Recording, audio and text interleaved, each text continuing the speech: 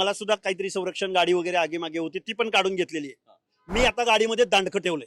80% लोकांना राशन वाटता, पण त्या कुटुंबियांना तुम्ही दर्जेदार शिक्षण देत नाही. आज ओबीसीचं लोकल बॉडी मधलं 50 ते 60% आरक्षण संपलंय. बेकायदा ताबा मारलेला आहे, जे इलिगल आहे, जे बोगस डॉक्युमेंटद्वारे काढलं गेलेलं आहे. दुपारी निवड होते आणि सकाळी 11 वाजता दाखला आणला जातो. हे काय चाललंय? जो कधी ओबीसीच्या प्रवर्गातून निवडून नाही आला, जो ओबीसीच्या प्रश्नावर त्याने निवडणूक लढली नाही, जागेवर निवडणूक लढली नाही, तो ओबीसीच्या रिझर्वेशनची फायदा कसा घेऊ शकतो? ज्या दिवशी ओबीसी एकत्रित येईल त्यावेळी इथलं राजकारण संपलेलं असेल. आणि ओबीसी गावच्या पोलीस पाटलापासून, गावच्या सरपंच पदापासून ते देशाच्या पंतप्रधान पदापर्यंत फ्रॉड करणारी कोण मंडळी आहेत? अरे उचला आणि टाका ना, त्यांना द्या शिक्षा. तुम्ही सरकार म्हणून नालायक आहात. कारण तुम्ही सरकार म्हणून लायक असता तर 4 लाख मुलांच्या भवितव्याची तुम्ही खेळला नसतात. नमस्कार, महाराष्ट्राच्या विशेष कार्यक्रमामध्ये आपलं सर्वांचं स्वागत आहे. आज ओबीसी मंत्रिमंडळ उपसमितीची बैठक होती. लक्ष्मण हाके त्या बैठकीला उपस्थित होते. माझ्यासोबत लक्ष्मण हाके आहेत. सर, तुमचं महाराष्ट्र टाइम्समध्ये स्वागत आहे.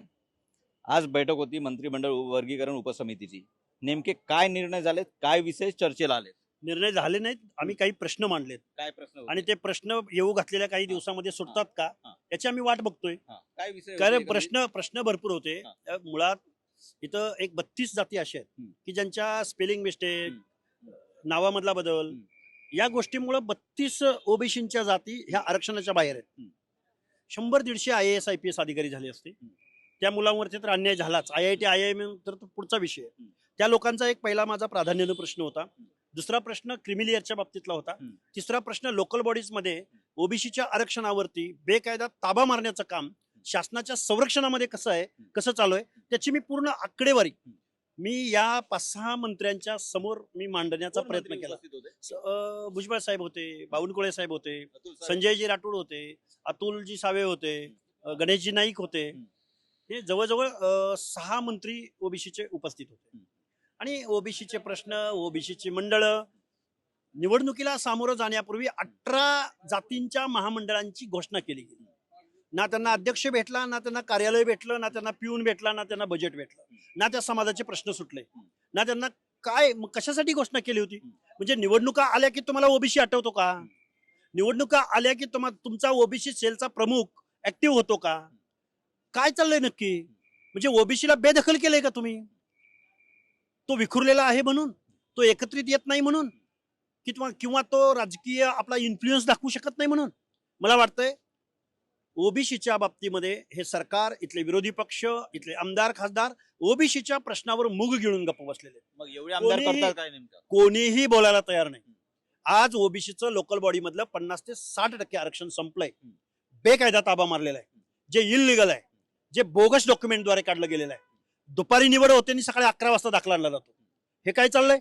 जो कधी ओबीसीच्या प्रवर्गातून निवडून नाही आला, जो ओबीसीच्या प्रश्नावर त्याने निवडणूक लढली नाही, जागेवर निवडणूक लढली नाही, तो ओबीसीच्या रिझर्वेशनची फायदा कसा घेऊ शकतो आणि त्याला शासन कसं अलाव करतं? असे आम्ही अनेक प्रश्न पुराव्यानिशी मांडलेले आहेत. पण कुणाकडेही उत्तर नव्हतं. हे दुर्दैव आहे. ओबीसीचं दुर्दैव आहे, महाराष्ट्राचं दुर्दैव आहे. दुसरा प्रश्न असा आहे हाके सर, मुळात तुम्ही चेंबर सभांची घोषणा केलेली आहे. 30 मे पासून जरांगे पण उपोषण करतायत, आंदोलन करतायत. काय आहे नेमकं? तुम्ही चेंबर सभा घेतायत, ते उपोषण परत करतायत, कारण की ते गुलाल उधळून मुंबईवरून गेलेले होते. हे बघा, मी काय त्यांचा प्रवक्ता नाही. त्यांनी कुठलं आंदोलन करावं, लोकशाहीमध्ये प्रत्येकाला अधिकार आहे, पण लिगल करावं. हे आंदोलन सक्सेस झाल्यानंतर त्याचा परिणाम काय होणार आहे याचा विचार न करता जर शासन निर्णय घेणार असेल तर त्याला आमचा विरोध आहे. जर जरांगेंच्या 2 सप्टेंबरच्या JR अन्वये ओबीसीचं आरक्षण संपणार असेल तर आम्ही त्याला विरोध करायचा नाही. त्यामुळं कोण उपोषणाला बसतंय, कोण काय मागणी करतंय, आम्हाला देणं घेणं नाही. आमच्या हक्काचं संरक्षण तुम्ही करणार आहात का?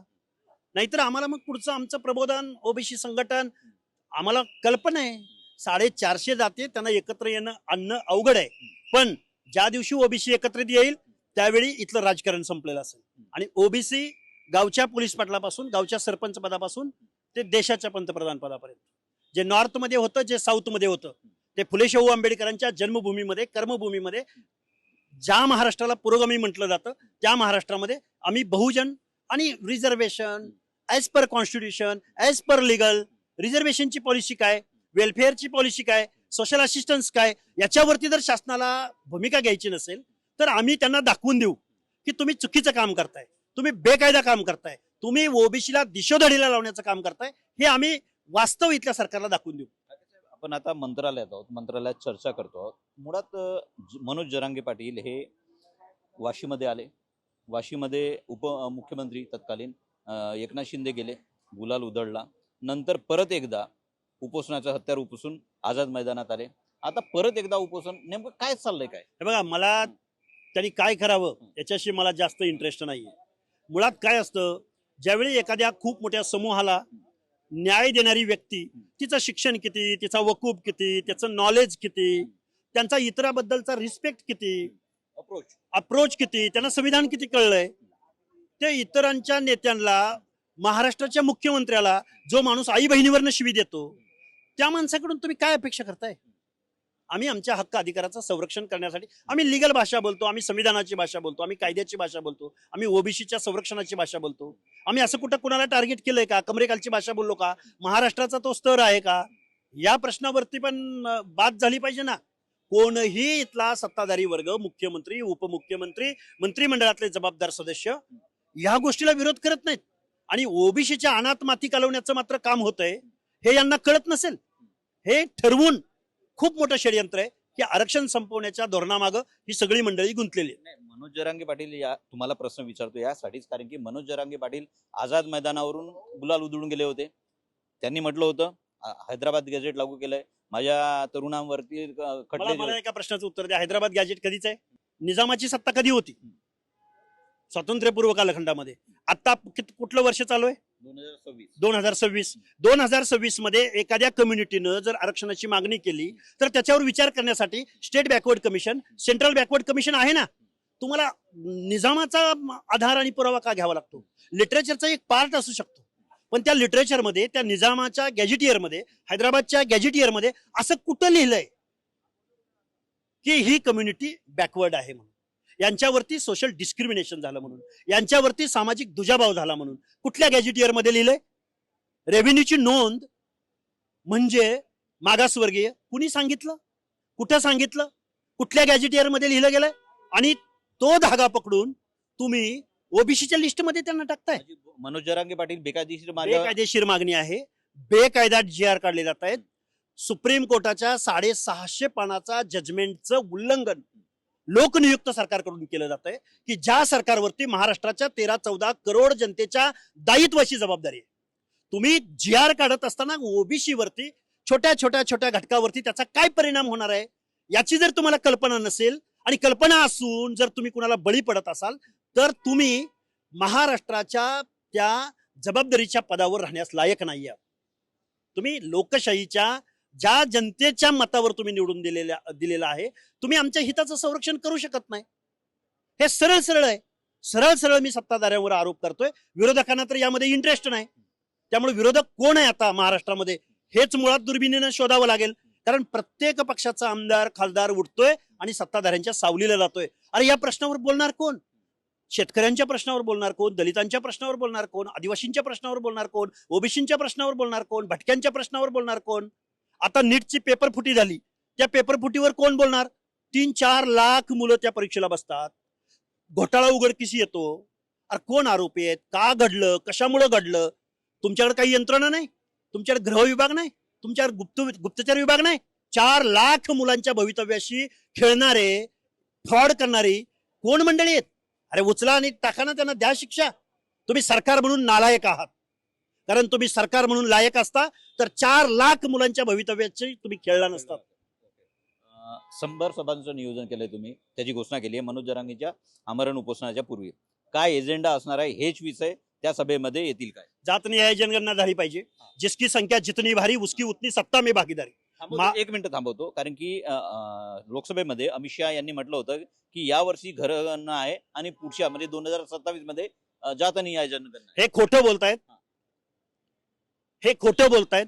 जोपर्यंत 1948चा सेन्सस ऍक्ट मध्ये अमेंडमेंट होणार नाही तोपर्यंत कास्ट वाईज सेन्सस होणार नाही. त्यामुळे कुठल्याही पुढाऱ्यांनी, कुठल्याही गृहमंत्र्यांनी, खरं तर ही गृहमंत्र्यांची जबाबदारी आहे देशाच्या, त्यांनी बोलताना जबाबदारीनं बोललं पाहिजे. तुम्ही कधी त्या 1948च्या सेन्सस ऍक्ट मध्ये बदल घडवून आणणार, त्या दिवशी तुम्ही आमची कास्ट वाईज सेन्सस करू शकता. हे खोटं बोलले ते. तुम्ही अमेंडमेंट करा आणि मग घोषणा करा ना. तुमच्याकडे अमेंडमेंटच नाही. कॉन्स्टिट्यूशनचं 1948चं ऍक्ट तुम्हाला अलाउच करत नाही कास्ट वाईज सेन्सस करायला. त्यामुळे तुम्ही आमच्याशी खोटं का बोलताय? तुम्ही खरं बोला, तुम्ही वास्तव बोला. ओबीसीच्या तोंडाला पानं पुसू नका, ओबीसीला येड्यात काढण्याचं काम करू नका, मतपेटी म्हणून, वोट बँक म्हणून ओबीसीकडे पाहू नका. हे एक ओबीसीचा आंदोलक कार्यकर्ता म्हणून माझं सत्ताधाऱ्यांना, मग तो महाराष्ट्रातला असो किंवा केंद्रातला असो, त्यांना माझं आव्हान असेल. दुसरा प्रश्न असा आहे की आज आपण मंगळवार दिवस आहे, आज कॅबिनेट असते. या मागच्या मंगळवारी मुख्यमंत्र्यांनी बुलेट सवारी केली, मंत्रालयात कॅबिनेटला आले. आज मात्र ताफा तुमच्या पुढे आहे. कसं बघताय? हे सिंबॉलिक होतं. मला वाटत नाही यामधून काय त्यांनी इंधन बचत होईल असं वाटतंय. काहीच होणार नाही. एक दिवस तुम्ही बुलेट घेऊन आला म्हणून इंधन बचत कशी होईल? त्यासाठी तुम्ही आता मला सुद्धा प्रोटेक्शन होतं, ते काढून घेतलेलं आहे. 2 मंत्री पायी आले मात्र, हे बघा, अतुल सावे आणि नरहरी झिरवळ. हे बघा, मला सुद्धा काहीतरी संरक्षण गाडी वगैरे आगे मागे होती, ती पण काढून घेतलेली आहे. मी आता गाडीमध्ये दांडकं ठेवलंय, कारण हे शासन दांडकं ठेवलंय. सांगतो ना, मी एक पढा लिखा माणूस आहे, मी संविधानाचा रिस्पेक्ट करणारा माणूस आहे, लोकशाहीचा कायद्याचा रिस्पेक्ट करणारा माणूस आहे. पण माझ्यावरती 10 हल्ले झालेले आहेत. मग हे 10 हल्ले झालेत, माझ्या जीवाचं संरक्षण इथली व्यवस्था, इथलं डिपार्टमेंट करू शकत नाही. म्हणून मला माझ्या जीवाचं संरक्षण करण्यासाठी मी माझ्या गाडीमध्ये दांडकं ठेवलंय, कारण मला माझं संरक्षण करायचं, मला कोणावरही हल्ला करायचा नाही. हे एवढं फेल्युअर इथल्या व्यवस्थेचं आहे, इथलं फेल्युअर एवढं इथल्या व्यवस्थेचं आहे, हे मला तुम्हाला सांगायचं. संरक्षण काढण्यामागे कोण जबाबदार असतो? तसं मला कुणावर आरोपही करायचं नाही. मी गृहमंत्र्याची अखत्यारीत येतोय. हा विषय असा आहे, वेळोवेळी आम्हाला थ्रेड्स आहेत, वेळोवेळी आम्हाला दिवसभरामध्ये शेकडो कॉल धमक्यांचे येत आहेत, वेळोवेळी गाडी अडवली जाते, रेकी केली जाते, धमक्या दिल्या जातात. याचा गृह विभागाचा रिपोर्ट नसेल यांच्याकडे. त्यामुळं आम्हाला कुणी काय बोललं, आम्हाला कुणी संरक्षण दिलं नाही दिलं, आम्ही लढणार, आम्ही जनतेत जाणार आणि ओबीसी बांधवांना एकत्र करण्याच्या दृष्टिकोनातून त्यांना समजावून सांगणार. तुमचं संरक्षण काढून घेतलंय, तुम्ही थेट गृहमंत्र्यांचं, फडणवीसांचं नाव घेत नाही. मात्र मनोज जरांगे पाटील म्हणतायत, मी 6 महिने वेळ दिली, आता देणार नाही, कुठल्या परिस्थितीत हा कायदा लागू करण्यासाठी मी आग्रह करणार. कोण आहेत म्हणून जरांगे? राष्ट्रपती आहेत? कोण आहेत? सोशल रिफॉर्मर आहेत? तज्ञ आहेत? कुठल्या लिगल ऍस्पेक्ट असणाऱ्या एखाद्या संविधानिक आयोगाचे अध्यक्ष आहेत? कोण आहेत? बेकायदा मागणी करायची. तुम्ही मागणी करत असताना इतर क्राऊडला काय वाटेल याची खातरजमा त्यांना अक्कल शून्य माणसाला काय कळणार? मराठा जर ओबीसी मध्ये इन्क्लूड झाला तर त्या व्यवस्थेमधला सुतार, लोहार, कुंभार, बेरड, बेडर, रामुशी ही कुठे जातील माणसं? पारधी, कडक लक्ष्मीवाला, कैकाडी, भिल्ल, कुठे जातील ही माणसं? यांच्या स्पर्धेमध्ये टिकतील ती? कुठलं लिटरेचर सांगतं की ही कम्युनिटी बॅकवर्ड आहे म्हणून? काय चाललंय महाराष्ट्रामध्ये? कायद्याचा महाराष्ट्र आहे, लोकशाही राबवली जाते इथं. 60% लोकांच्या हक्क आणि अधिकाराचं संरक्षण करण्यामध्ये अपयशी ठरलेलं हे सरकार आहे. कुठल्या तरी ज्याला नॉलेज नाही, ज्ञान नाही, अक्कल नाही, संविधानाचा रिस्पेक्ट नाही, जरांगेने एकदा मंडल कोण होते ह्याच्यावर एक वाक्य बोलून दाखवा बरं. मंडल आयोग इम्प्लिमेंट करणारे देशामधले कोणते पंतप्रधान होते, काय परिस्थिती होती सांगावं बरं. महाराष्ट्रामध्ये मंडल आयोग इम्प्लिमेंट व्हावा म्हणून महाराष्ट्रामध्ये कुठल्या कुठल्या नेत्यानं काम केलं, काय काम केलं ह्याच्यावर त्यांनी बोलावं बरं. कधी ब्रशब्द उच्चारला? कधी एखाद्या प्रश्नावर बोलले? म्हणजे तुम्हाला ओबीसीच्या झोपड्यामध्ये आपला उंट घुसवायचा आहे आणि झोपडं उद्ध्वस्त करणे हा उद्देश आहे त्यांचा. काही चिल्लरगिरी चालू आहे महाराष्ट्रामध्ये. दुसरा प्रश्न असा आहे, आता सध्या आपण जे बघतोय, नीट परीक्षा एकंदरीतच देशामध्ये मोठं प्रकरण गाजलंय. लातूर, जालन्यामध्ये एकंदरीतच ते मोठे गावकर सर असतील, त्यांची अटक सीबीआयने केली आहे. कसं बघताय विद्यार्थ्यांचे एकंदरीतच करिअरशी खेळणं आहे? तुम्ही एज्युकेशन कशासाठी केलंय? 12वीची एक्झाम कशासाठी घेता? 10 दिवसाच्या पूर्वी मी काय बोलतोय, एंट्रन्स एक्झाम तुम्ही आणल्या. एंट्रन्स एक्झाम आल्यानंतर गव्हर्नमेंट एंट्रन्स एक्झामला क्वालिफाय होण्यासाठी त्या मुलाला एक स्पेशल एज्युकेशन देणं गव्हर्नमेंटचं काम आहे ना. हे खाजगी क्लासेस काय भानगड आहे? हजारो करोडो रुपयांचं घबाड आहे यामध्ये. आणि परत हेच क्लासेस, यांचे रिझल्ट जर हे पेपर फोडत असतील तर लाखो विद्यार्थ्यांच्या जीवितांशी, त्यांच्या पालकांच्या जीविताशी, भावनेशी खेळण्याचं काम कोण करतंय? खूप मोठी यंत्रणा आहे याच्या मागं, आणि गव्हर्नमेंट त्यांना प्रोटेक्ट करतंय. काय आहे हे एंट्रन्स एक्झाम, खाजगी क्लासेस, पर्यायी व्यवस्था, आपण एज्युकेशनवर खर्च करतो की नाही? करतो ना. आपलं काही बजेट आहे की नाही? पुन्हा खाजगी क्लासेस कशासाठी पाहिजेत? तुम्ही द्या स्पेशल वेळ, तुम्ही स्पेशल तरतूद करा. तुम्ही राशन वाटता 80% लोकांना, राशन 80% लोकांना राशन वाटता, पण त्या कुटुंबियांना तुम्ही दर्जेदार शिक्षण देत नाही.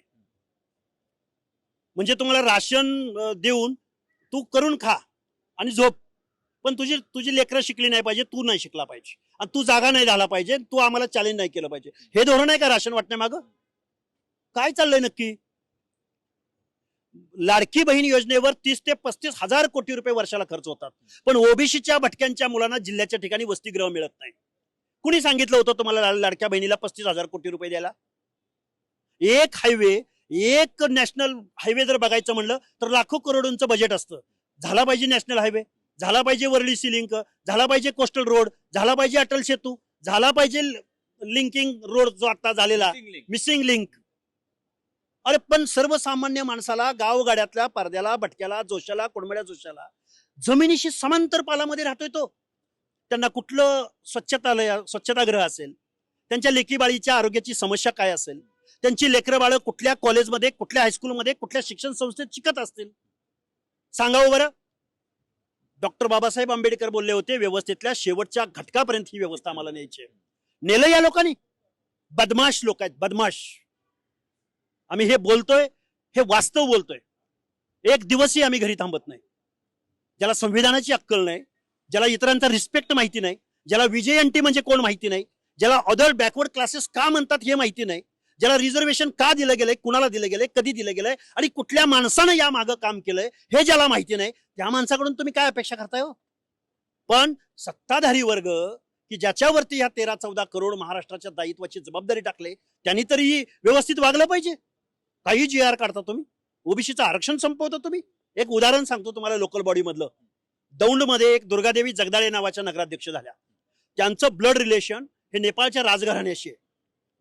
ब्लड रिलेशन राजघराण्यामधल्या व्यक्ती आहेत. देशाला स्वातंत्र्य मिळालं त्यावेळी पहिल्यांदा ज्यावेळी विधानसभा झाल्या त्यावेळी ते आमदार होते त्यांच्या घरातले.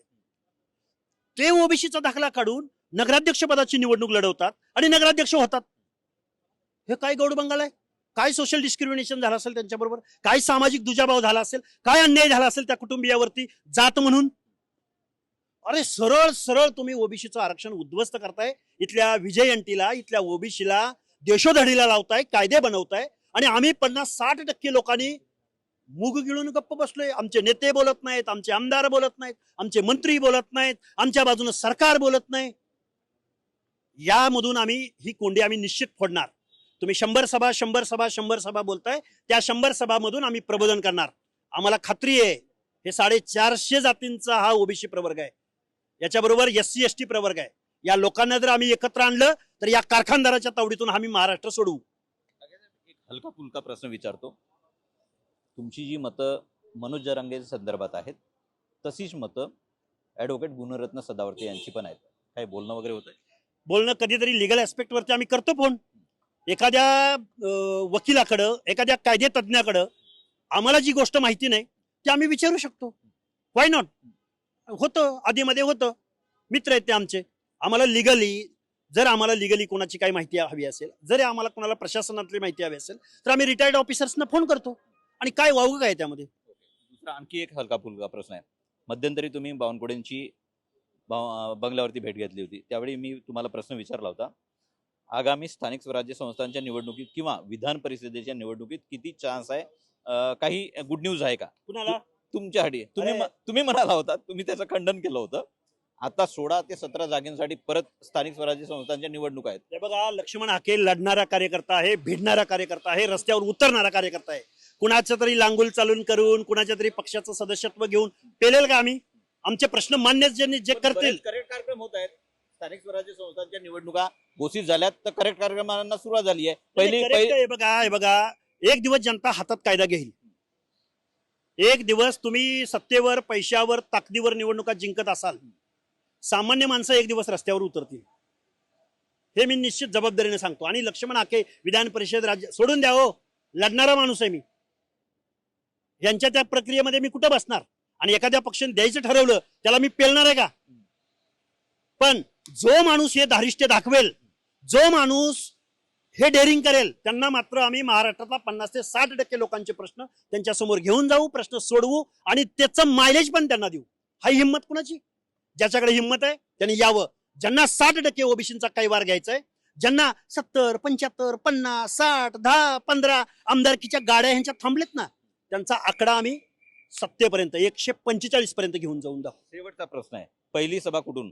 पहिली सभा झाली पाथर्डी जवळ. पाथर्डीला हा, आता आमच्या पुढच्या 4 सभा होत आहेत 22 आणि 23 ला, देऊळगाव राजा आणि सिंदखेड राजाला. त्या 4 सभा झाल्या की नांदेड जिल्हा, लातूर जिल्हा, परभणी जिल्हा, त्यानंतर आम्ही पुणे जिल्ह्यात येतोय, परत आम्ही सांगली सातारा जिल्ह्यामध्ये जातोय, परत आम्ही अहिल्यानगर जिल्ह्यामध्ये जातोय. ह्या सगळ्या गोष्टी चालू आहेत आता. आणि आम्ही तो तामझाम, ते खूप मोठा स्टेज डेकोरम, अरे आम्ही शोषित वंचित, आम्ही वाड्यावर जाऊ, वस्त्यावर जाऊ, तांड्यावर जाऊ, पाड्यावर जाऊ, सर्वसामान्य माणसांच्या मनामध्ये हा महाराष्ट्र आहे. हा महाराष्ट्र कोणाच्या कारखानदाराची, जागीरदाराची ही इस्टेट नाही. हा महाराष्ट्र 18 पगड जातींचा आहे, छत्रपती शिवाजी महाराजांच्या रयतेचा आहे.